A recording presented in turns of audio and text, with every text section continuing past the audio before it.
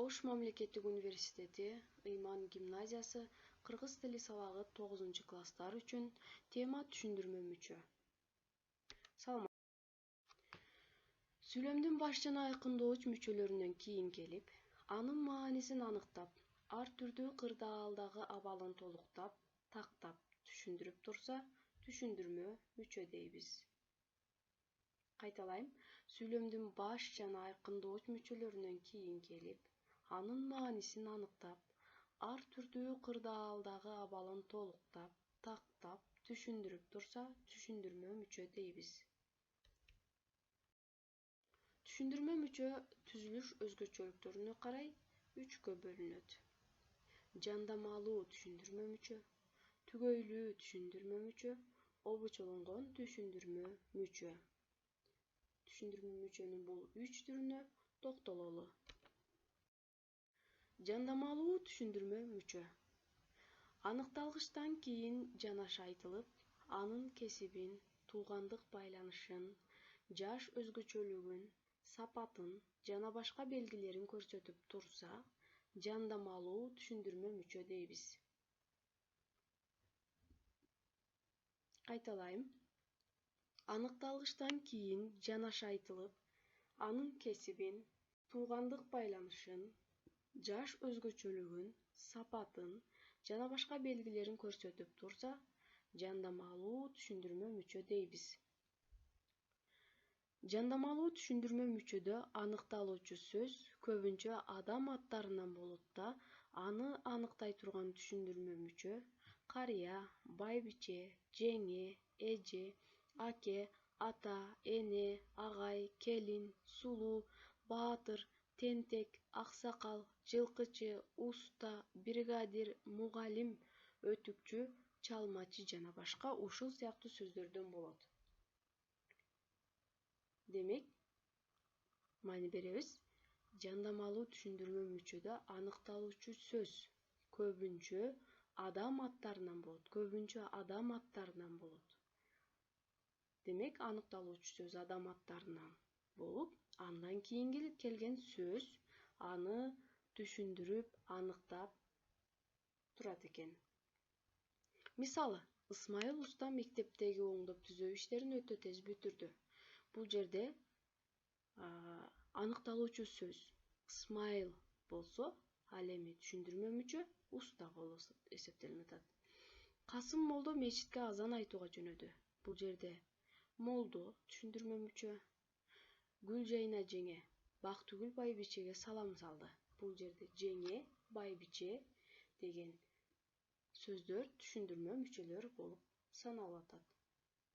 Бул тема боюнча силер 8-класста дагы өткөнсүңөр. Ошондуктан Асан акылдуу бала деген сөздөр менен алмаштырып албагыла. Асан акылдуу келе жатат десек, бул жерде акылдуу деген түшүндүрмө мүчө милдетти аткарса, ал эми Асан акылдуу бала деген бул жерде түшүндүрмө мүчөлүк милдетти аткарбай жатат. Эске салабыз. Экинчи түрү түгөйлүү түшүндүрмө мүчө. Аныкталуучу затка экинчи бир зат атооч кошо айтылып, анын кесибин жана ар кандай белгисин билдирип турса, түгөйлүү түшүндүрмө мүчө деп аталат. Кайталайм. Аныкталуучу затка экинчи бир зат атооч кошо айтылып, анын кесибин жана ар кандай белгисин билдирип турса, түгөйлүү түшүндүрмө мүчө деп аталат. Мисалы, инженер — электрик, инженер — механик, телефон — автомат, механик — айдоочу, учкуч — истребитель, инженер — технолог, жоокер — пулеметчик, мектеп — интернат, инженер — новатор. Демек, бул жерде маани беребиз. Мектеп-интернат дейт.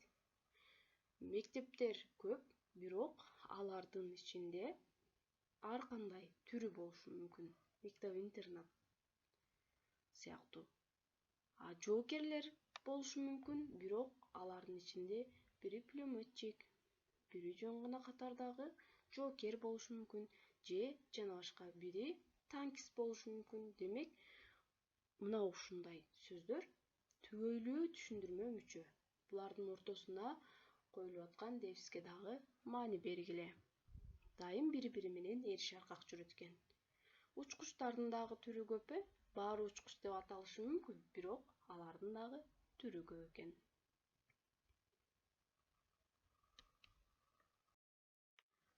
Үчүнчү бөлүк. Обочолонгон түшүндүрмө мүчө сүйлөмдүн баш же айкындоочу мүчөлөрүнөн кийин келип, алардын маанисин аныктап, тактап жана чечмелеп турса, обочолонгон түшүндүрмө мүчө деп аталат. Кайталайм. Сүйлөмдүн баш же айкындооч мүчөлөрүнөн кийин келип, баш жана айкындооч мүчөлөрдү эске салабыз. Баяндооч, аныктооч, толуктооч, бышыктооч. Алардын маанисин аныктап, тактап жана чечмелеп турса, обочолонгон түшүндүрмө мүчө деп аталат. Мисалы, биз окуучулар китепти көп окушубуз керек. Бул жерде карагыла. Биз деген баш мүчөлөрдөн болуп келип атат. Андан кийинки сөзгө маани бергиле. Окуучулар. Демек, бул жерде окуучулар дегенде биз дегенде кимдер? Студенттерби, мугалимдерби, же жай гана элби? Кимдер жөнүндө сөз болуп атат? Же жаш балдар жөнүндөбү? Жок, окуучулар жөнүндө экен. Ошол биз деген сөздү тактап, ачыктап берип атат. Бул ошо окуучулар деген сөз обочолонгон түшүндүрмө мүчөлүк милдетти аткарат экен. Эртең бакчада Каныбектин, класс президентинин туулган күнүн тособуз. Бул жерде дагы маани бергиле. Каныбек, кайсы Каныбек? Агайбы, же устабы, же башка тууганыңбы? Бул жерде Каныбек класстын президенти жөнүндө сөз болуп атыптыр. Демек, класс президенти деген түшүндүрмө мүчө милдетти аткарат экен. Кийинкиси, бизге окуучуларга эмгектен качууга болбойт. Бизге дегенде кимдер жөнүндө сөз болуп атат ал жерде дагы? Студенттерби, мугалимдерби, же дарыгерлерби жана башка? Бул жерде окуучулар экен. Демек, эмгектен качууга болбойт дейт. Андан кийин биздин кыргызстандыктардын табигый тамактарды көп жегендиктен ден соолугу чың болот. Бул жерде биздин дегенде кимдер жөнүндө сөз болуп аткандыгы белгисиз. Эгер түшүндүрмө мүчөнү колдонбосок, бул жерде биздин дегенде кимдер жөнүндө сөз болуп аткандыгы белгисиз болмок. Ал эми бул жерде түшүндүрмө мүчө колдонулуп, биз дегенде алардын ичинен кыргызстандыктар жөнүндө сөз болуп аткандыгын түшүнсө болот экен. Обочолонгон түшүндүрмө мүчө ар дайым эле бир эле сөздөн турбайт, кээде сөз айкашынан дагы турушу мүмкүн. Обочолонгон түшүндүрмө мүчөнүн 5 түрү бар. Обочолонгон түшүндүрмө обочолонгон түшүндүрмө баяндооч, обочолонгон түшүндүрмө аныктооч, обочолонгон түшүндүрмө толуктооч, обочолонгон түшүндүрмө бышыктооч. Обочолонгон түшүндүрмө мүчөлөрдө коюлуучу тыныш белгилер.